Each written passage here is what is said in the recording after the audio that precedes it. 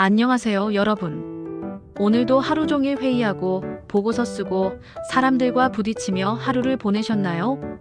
오늘은 여러분께 조금 특별한 이야기를 하나 들려드리고 싶어요. 이기주 작가의 말의 품격이라는 책에 이런 문장이 나옵니다. 삶의 지혜는 종종 듣는 데서 비롯되고 삶의 후회는 대개 말하는 데서 비롯된다. 처음 이 문장을 읽었을 때 여러분은 어떤 생각이 드시나요? 저는 뜨끔했습니다. 특히 직장 생활을 하면서 순간의 감정에 휩쓸려 던진 말 때문에 밤새 뒤척였던 기억들이 떠올랐거든요. 오늘은 이 문장을 바탕으로 한국 직장인인 우리가 어떻게 소통하고 어떻게 관계를 맺어야 하는지, 그리고 무엇보다 어떻게 나를 지킬 수 있는지에 대해 이야기해 보려고 합니다.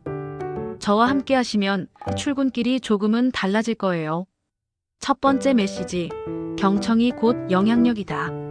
여러분, 회사에서 이런 경험 있으시죠? 열심히 아이디어를 설명했는데 상대방은 눈도 마주치지 않고 핸드폰만 보고 있거나 내 말이 끝나기도 전에 자기 이야기를 시작하는 동료. 그런 순간 어떤 기분이 드나요? 무시당한 것 같고 내가 중요하지 않은 사람처럼 느껴지죠. 반대로 내 이야기를 끝까지 들어주고 고개를 끄덕이며 공감해주는 사람이 있다면 그 사람에게는 자연스럽게 신뢰가 쌓입니다. 경청은 단순히 듣는 행위가 아닙니다. 상대방에게 당신은 가치 있는 사람입니다 라고 말해주는 무언의 메시지예요. 심리학자 칼 로저스는 이렇게 말했습니다. 인간은 누군가 자신의 이야기를 진심으로 들어줄 때 비로소 변화합니다. 직장에서도 마찬가지예요. 팀원의 불만을 끝까지 들어준 팀장, 후배의 고민을 경청한 선배. 그들은 특별히 많은 말을 하지 않아도 팀 내에서 가장 큰 영향력을 발휘합니다. 말을 잘하는 사람이 아니라 잘 듣는 사람이 결국 사람을 움직입니다. 그런데 경청이 왜 이렇게 어려울까요? 우리는 상대방의 말을 들으면서도 머릿속으로는 이미 내가 할 말을 준비하고 있기 때문입니다. 상대방의 문장이 끝나기도 전에 아, 나도 그런 적 있어라며 화제를 빼앗아 버리죠. 오늘부터 단 하나만 실천해 보세요. 상대방이 말을 끝낼 때까지 3초를 기다려보는 겁니다. 말이 끝난 후 3초. 그 짧은 시간이 당신을 말 잘하는 사람이 아니라 신뢰받는 사람으로 만들어줄 거예요. 두 번째 메시지, 말보다 멈춤이 더 큰 지혜다. 저는 한 번은 회의 시간에 상사의 의견에 즉각적으로 반박한 적이 있어요. 제가 보기엔 명백히 잘못된 방향이었거든요. 그런데 그 순간의 말 한마디가 그 다음 몇 달간 저를 괴롭혔습니다. 상사와의 관계는 어색해졌고 팀 분위기도 미묘하게 변했죠. 나중에 생각해보니 제가 옳았는지 그랬는지보다 중요한 건 그 순간 어떻게 말했는지였더라고요. 유대인 격언에 이런 말이 있습니다. 말은 은이지만 침묵은 금이다. 특히 감정이 격해진 순간에는 더욱 그렇습니다. 화가 났을 때, 억울했을 때, 스트레스를 받았을 때, 그 순간 튀어나온 말들은 대부분 후회로 남습니다. 직장 생활에서 가장 위험한 순간은 언제일까요?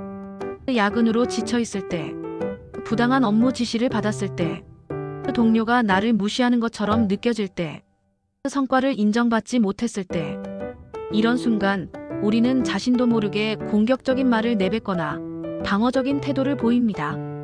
하지만 잠깐의 멈춤이 있다면 화가 치밀어 오를 때 마음속으로 천천히 5을 세보세요. 이메일을 보내기 전에 한 번 더 읽어보세요.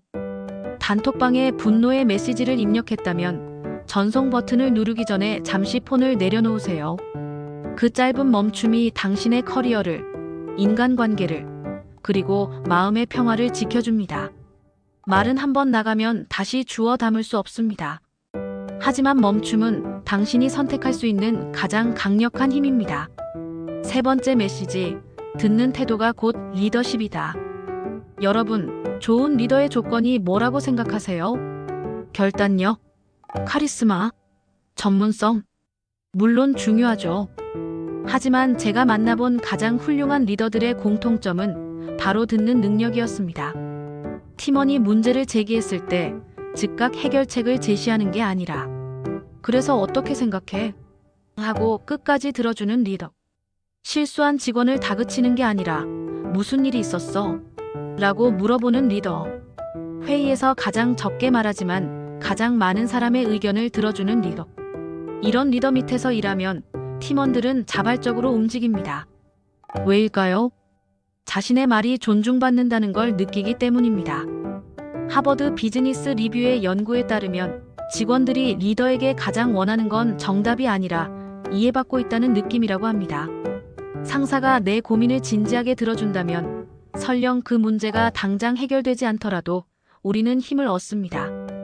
여러분이 팀장이든 대리든 신입이든 상관없어요. 듣는 태도는 직급이 아니라 인격에서 나옵니다. 후배의 사소한 질문도 성의껏 들어주는 선배. 신입사원의 아이디어에도 귀 기울이는 부장. 이런 사람들이 결국 조직 내에서 가장 큰 신뢰를 받고 영향력을 발휘합니다. 오늘 하루만이라도 누군가의 이야기를 끝까지 들어주세요. 조언하려 하지 말고 판단하려 하지 말고 그냥 들어주세요. 그것만으로도 당신은 충분히 훌륭한 리더입니다. 네 번째 메시지, 소통은 말이 아니라 연결이다.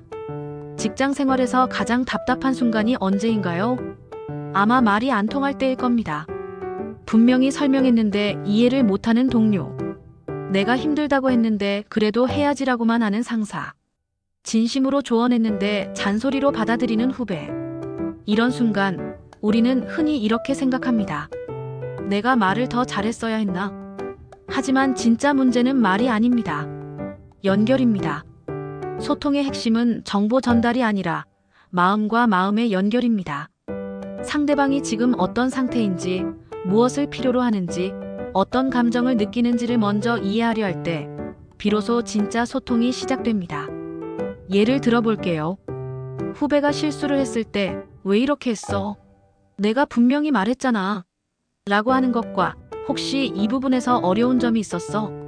다음엔 어떻게 하면 좋을까? 라고 하는 것. 어떤 말이 후배의 마음에 닿을까요? 말의 내용이 중요한 게 아니라 그 말 속에 담긴 마음이 중요합니다.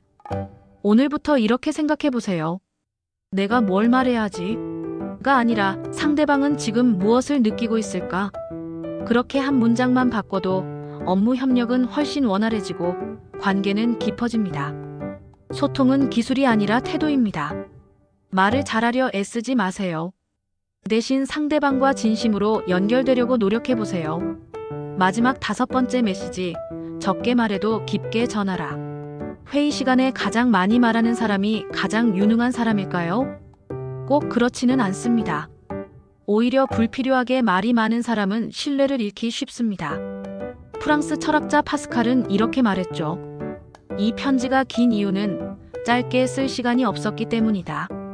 짧고 명확하게 말하는 건 사실 많은 고민과 절제를 필요로 합니다. 직장에서 말의 품격은 화려한 언변이 아니라 절제된 표현 속에서 드러납니다. 불필요한 변명 대신 제가 실수했습니다. 장황한 설명 대신 핵심은 이것입니다. 감정적인 반응 대신 시간을 두고 생각해 보겠습니다. 이런 간결한 표현이 오히려 더 큰 울림을 줍니다. 여러분도 경험해 보셨을 거예요.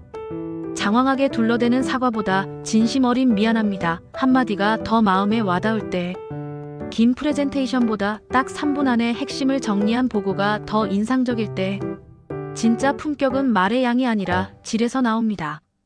오늘 하루 의식적으로 말을 줄여보세요. 하고 싶은 말이 10개라면 그중 가장 중요한 3개만 하세요. 그렇게 절제된 표현 속에서 당신의 진짜 품격이 드러날 겁니다. 자, 지금까지 5가지 이야기를 나눴습니다. 1. 경청이 곧 영향력이다. 2. 말보다 멈춤이 더 큰 지혜다. 3. 듣는 태도가 곧 리더십이다. 4. 소통은 말이 아니라 연결이다. 5. 적게 말해도 깊게 전하라. 이 모든 걸 한 문장으로 정리하면 이렇습니다. 직장 생활에서 경청은 지혜를 키우는 힘이고 말의 절제는 후회를 줄이는 방패다. 여러분, 내일 출근하면 한번 해보세요. 동료의 말을 3초 더 들어주기. 화가 날 때 5을 세고 말하기. 상대방의 마음에 먼저 연결되려 노력하기. 이 작은 실천들이 모여서 여러분의 직장 생활을 조금씩 바꿀 겁니다. 그럼 여러분 모두 오늘도 고생 많으셨습니다. 내일도 화이팅입니다. 감사합니다.